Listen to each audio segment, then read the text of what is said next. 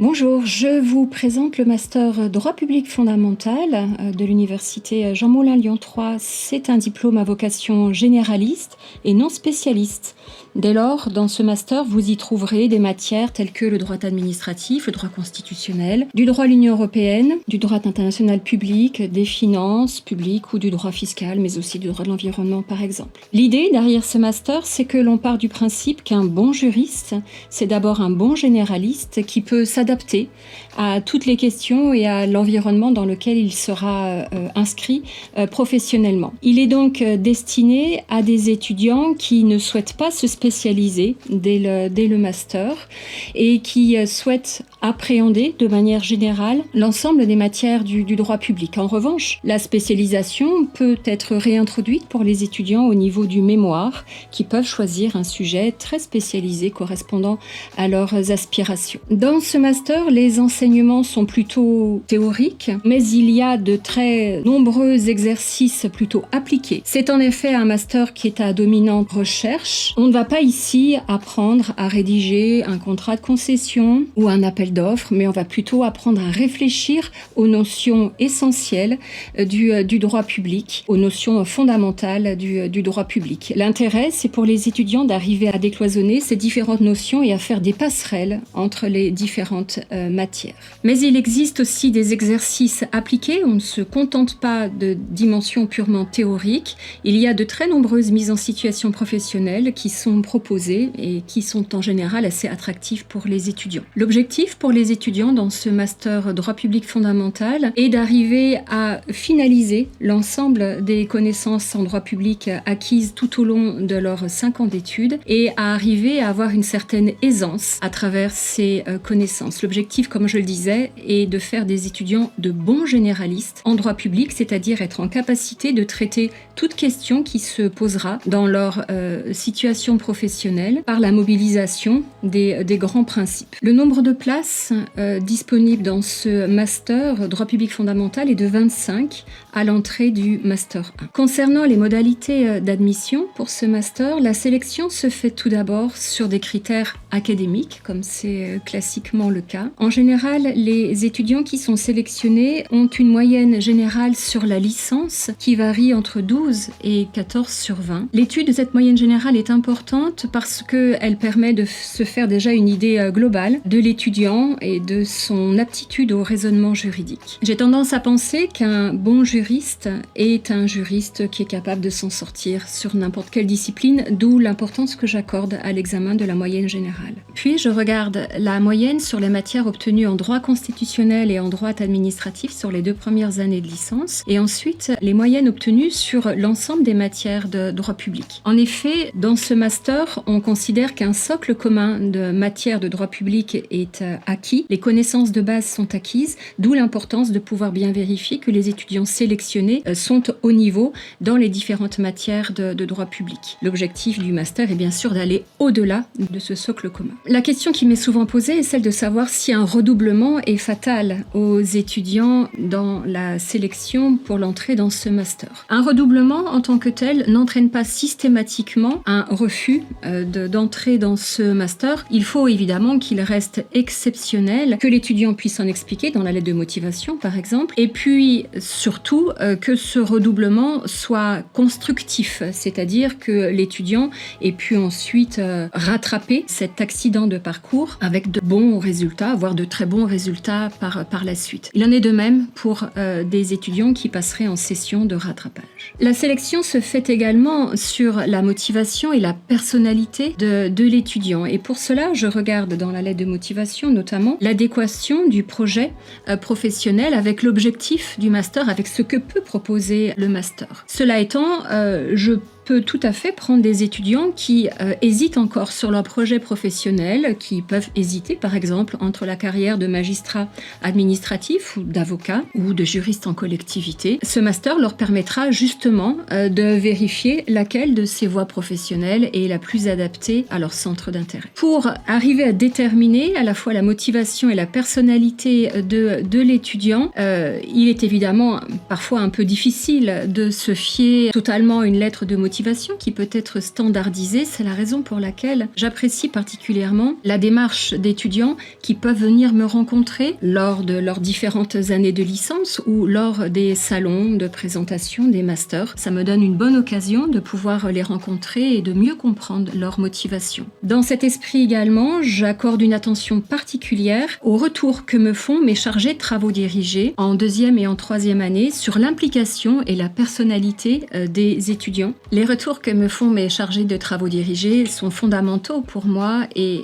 j'y accorde une importance particulière pour la sélection que j'effectue. L'examen de la personnalité de l'étudiant se révèle également à travers 2 questions que je pose lors du dépôt de dossier de candidature. Par exemple, pour cette année, pour la rentrée 2023-2024, j'ai posé 2 questions auxquelles les étudiants ont dû répondre. Donc, première question en droit constitutionnel. Si vous étiez en capacité de le faire, quelle disposition de la Constitution du 4 octobre 1958 faudrait-il modifier selon vous ? Et pourquoi ? L'autre question, en droit administratif, sur quel point du droit administratif le Conseil d'État devrait-il faire évoluer sa jurisprudence selon vous et pourquoi ? Ces 2 questions devaient faire l'objet d'une réponse en maximum 1500 signes. Enfin, et c'est une question qui est souvent posée par les étudiants, les lettres de recommandation ne sont pas nécessaires ni même attendues lors du dépôt de votre dossier de candidature. Les expériences extra-universitaires, en revanche, sont toujours favorablement appréciées, qu'il s'agisse de stages, d'emplois étudiants, d'engagement bénévole ou associatif. Je précise également qu'il existe, parallèlement à l'accès classique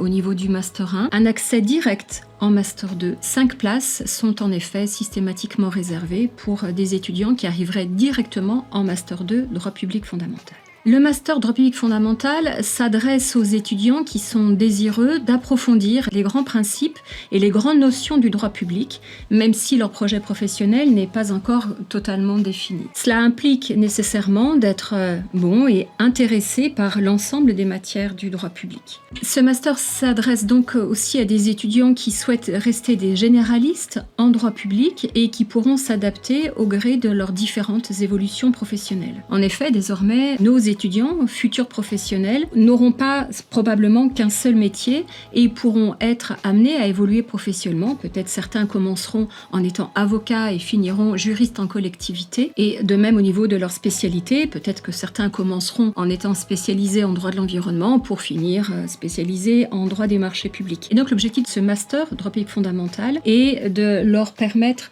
d'accéder à l'ensemble de ces métiers en leur délivrant une formation généraliste. Les étudiants doivent aussi faire preuve d'autonomie, c'est-à-dire être capables de travailler seuls et de travailler en groupe, d'approfondir les connaissances délivrées en cours et en séminaire en lisant des articles ou en lisant des ouvrages juridiques. Bref, ils doivent se donner absolument les moyens de réussir pendant leurs 2 années de master. Je précise également que les étudiants peuvent partir en Erasmus, donc à l'étranger, pendant leur année de M1. Ils ne seront pas défavorisés du tout, au contraire même, si je peux dire. Concernant les enseignements de ce master, au niveau du Master 1, on retrouve une large palette de matières relevant du droit public, comme le droit du contentieux constitutionnel, le droit du contentieux administratif, le droit administratif spécial, le droit de l'urbanisme, le droit des contrats publics, le droit de l'environnement, le droit des étrangers, mais également des enseignements d'ouverture au niveau du M1, comme droit et politique de l'Union, gestion budgétaire et comptable publique, histoire de l'administration, droit des interventions locales, liberté et droits fondamentaux comparés et droit de la fonction publique. Au niveau du Master 2, là également, une large palette de disciplines relevant du droit public, mais avec un axe peut-être plus précis, comme les grands procès du droit administratif, à nouveau un cours de droit de l'action publique, un cours portant sur le droit des administrés, des cours de droit constitutionnel comme principes fondamentaux du droit constitutionnel, liberté fondamentale ou droit constitutionnel appliqué, mais également un cours de droit public financier approfondi ou un cours de grands auteurs du droit public. Là encore, des enseignements d'ouverture comme le droit du développement durable, l'européanisation du droit public français,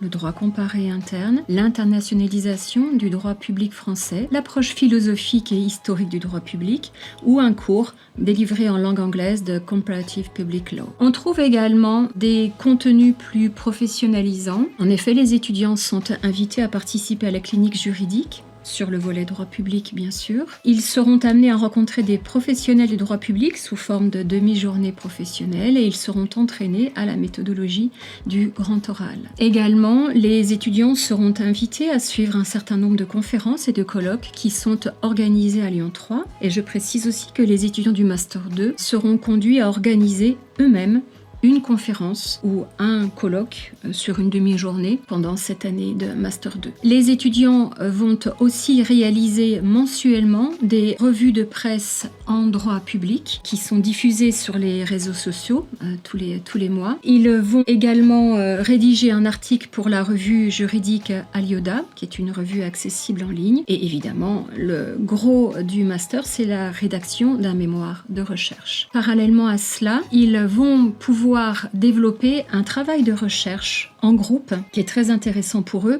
C'est un travail de recherche fondamentale qui porte sur la jurisprudence de la Cour administrative d'appel de Lyon. Par exemple, cette année, les étudiants ont travaillé sur le contentieux des éoliennes et ce travail de recherche fondamentale fait l'objet d'un rapport qui est restitué oralement devant la Cour et qui fait l'objet d'une publication. Les étudiants doivent suivre un stage obligatoire de 15 jours en juridiction administrative, mais il est possible d'envisager un stage plus long et potentiellement en dehors de la juridiction administrative. Nous avons toujours tous les ans 1 ou 2 étudiants du master qui sont retenus pour un stage d'aide à la décision de 6 mois au Conseil d'État, de même que nous avons toujours 1 ou 2 étudiants qui sont sélectionnés pour des postes d'assistants de justice au tribunal administratif de Lyon ou à la Cour administrative de Lyon. L'inscription dans ce master droit public fondamental comporte des plus ou des atouts particuliers. Notamment, il est possible au niveau de la 2e année de s'inscrire en parallèle au DU